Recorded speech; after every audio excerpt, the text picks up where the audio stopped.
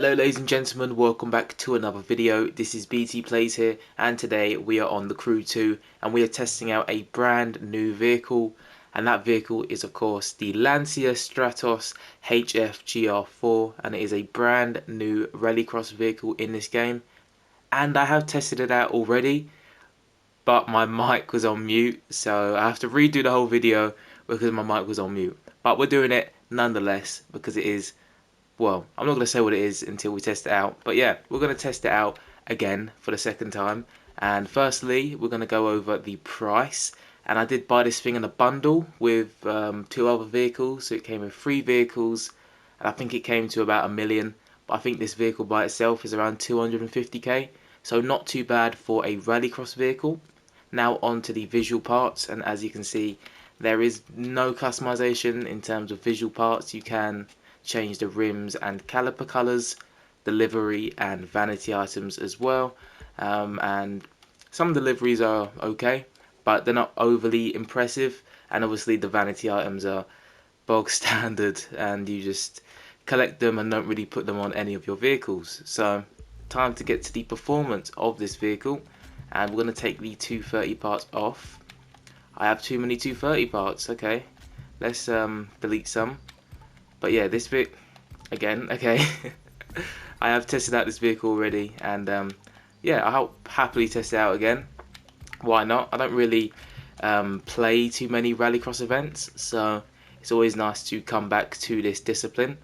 And as you can see, with the 230 parts off, this thing is a base level 110, and the top speed is non-existent, and we have 280 horsepower on this thing as well. Now let's put the 230 parts back on and see what this thing is looking like with 230 parts on. And I do need to sort out the new parts. I've got too many new parts, I don't know why. But with 230 parts now on, we do have a top speed of 176 miles per hour.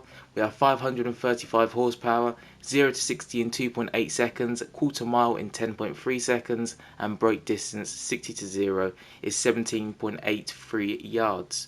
Now let's go and test out this vehicle, shall we? Right, that is the wrong vehicle. We are not testing that vehicle out yet. Well, already we've already tested it out, but we're testing out the Lancia Stratos HF here, and it does look very nice, and it does look very small and compact. I think by the time this video comes out, I've tested out the street racing edition of this vehicle, and I did say the same thing about that as well, it being very small and compact. But let's see how well this vehicle performs on a rallycross circuit, shall we? And yeah, I think rallycross is one of the most underrated disciplines in the game. They're actually quite fun, but I just never use them because I've never had a good vehicle. But maybe that will change with this vehicle, who knows? Well, except for me, but yeah, who knows? But so far, it is very, it doesn't feel like a rallycross vehicle. It feels like a street racing vehicle on asphalt. It feels very sturdy, and you can definitely turn without drifting. Because obviously around here I would be drifting in any other vehicle. But this one is nice, and it's not too drifty, if you want to put it in a proper sentence. It's not too drifty, but it's still very usable.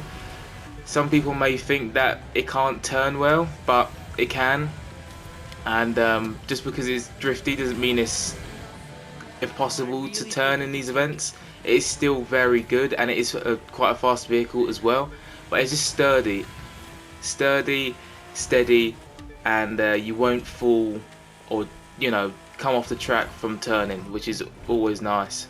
And I feel like if I was to test this vehicle out on any other circuit except for this one, because let's be honest, this one is quite straightforward, I would still probably have the same outcome. It is still a solid vehicle, and yeah, we are 22 seconds ahead. This thing is very solid, and literally I think one of the best rallycross vehicles I personally have tested out. I haven't tested out all of them, but this is definitely the one that I like the most out of all the ones I've tested so far, and the one I will probably use and use and use and use. I will continue using this vehicle 100%. It is definitely one of the best vehicles that the Crew 2 has released recently, and yeah, it is very, very good, and I will definitely be using this vehicle again.